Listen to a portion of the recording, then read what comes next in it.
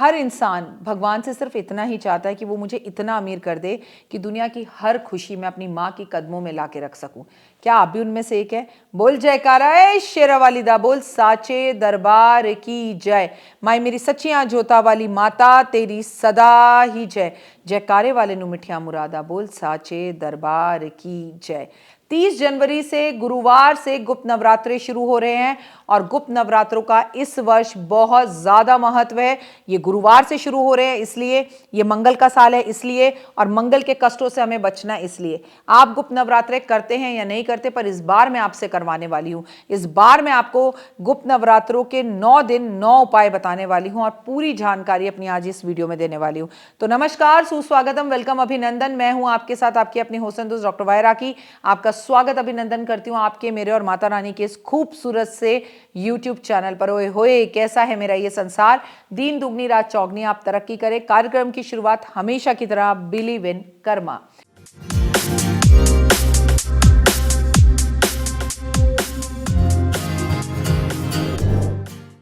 देखिए, नवरात्रे हमारी जिंदगी में 4 बार आते हैं। 2 बार गुप्त नवरात्रे आते हैं और 2 बार सामाजिक तौर पर नवरात्रे आते हैं। पर मार्च में जो नवरात्रे आ रहे हैं वो तो हमारा नव वर्ष, हिंदू कैलेंडर और विक्रम संवत लेकर आते हैं।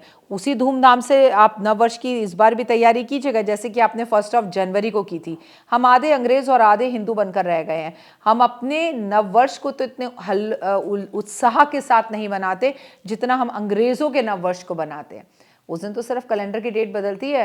और देखिए, आप अभी पहुंचे हैं अंग्रेजी कैलेंडर से 2024 पर, और आपको पता है विक्रम संवत 2082 पर है। हम अंग्रेजों से बहुत आगे हैं। हम 30 जनवरी को गुप्त नवरात्रे हैं, और गुप्त नवरात्रे यानी कि मेरी माता रानी के नवरात्रे।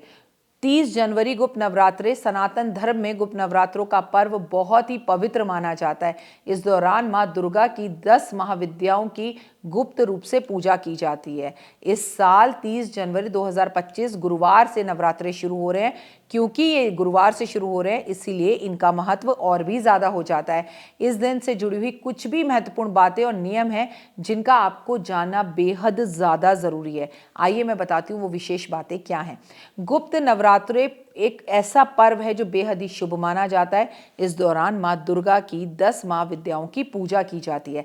ऐसा भी कहा जाता है जो लोग इस दौरान उपवास रखते हैं उन्हें कई सारे नियमों का पालन करना चाहिए, वरना देवी का प्रकोप उनको सामना करना पड़ता है। इसीलिए अगर बहुत सारे नियमों का पालन नहीं कर सकते तो उल्टे सीधे काम कर कर पूजा ना करें, बल्कि छोटी छोटी चीज़ें करें जो मैं आपको बताऊंगी अभी भी और 2 मिनट के उपाय में भी।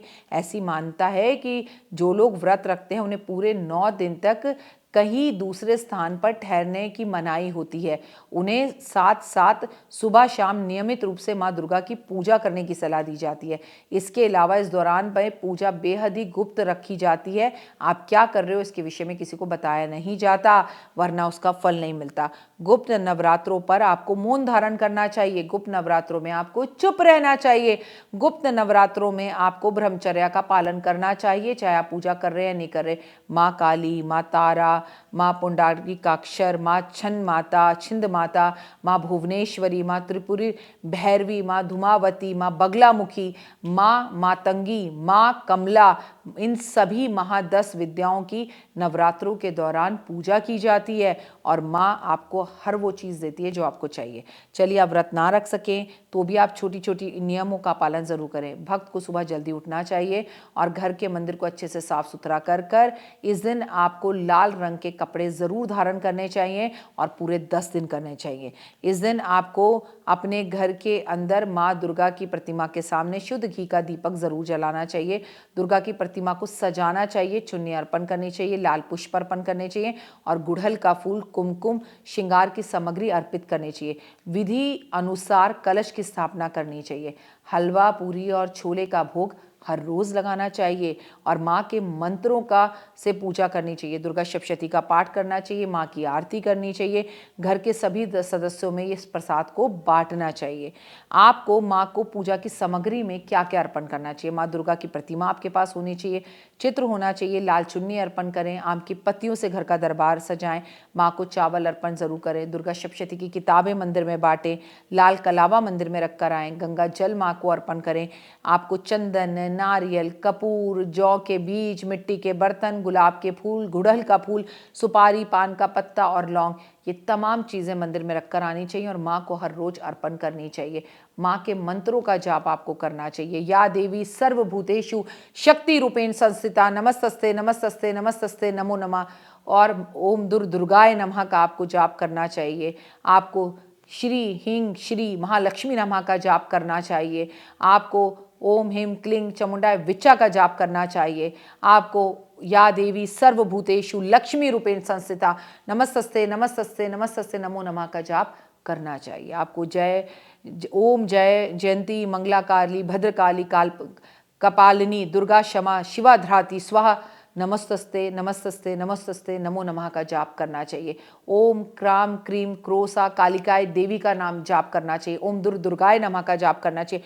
ओम ललिताय देवी नमः का जाप करना चाहिए। ओम नमः शिवाय का जाप करना चाहिए। आपको गुप्त नवरात्रों में सुबह शाम दुर्गा चालीसा दुर्गा सप्तशती ज़रूर पढ़नी चाहिए। आपको नवरात्रों में दुर्गा चालीसा और दुर्गा सप्तशती ज़रूर पढ़नी चाहिए। दोनों वक्त लौंग और पतासे का माँ को भोग लगाना चाहिए। माँ को लाल पुष्प अर्पण ज़रूर करने चाहिए। माता के आपको पावन पुस्तकों का दान करना चाहिए। कन्या की पूजा ज़रूर करनी चाहिए। आपको गुप्त नवरात्रों में व्रत अगर आप रख रहे हैं तो गेहूं का आटा इस्तेमाल नहीं करना चाहिए। आपको अखरोट के आटे का इस्तेमाल करना चाहिए, कुट्टू के आटे का इस्तेमाल करना चाहिए, सिंघाड़े के आटे का इस्तेमाल करना चाहिए, साबूदाने के आटे का इस्तेमाल करना चाहिए, साबूदाना खाना चाहिए। इसके अलावा आपको समा के चावलों और फलों का सेवन करना चाहिए। व्रत में आपको तला भुना खाने से बचना चाहिए और कुछ भी खाने से पहले किसी छोटी कन्या को खिलाकर ही खाना चाहिए।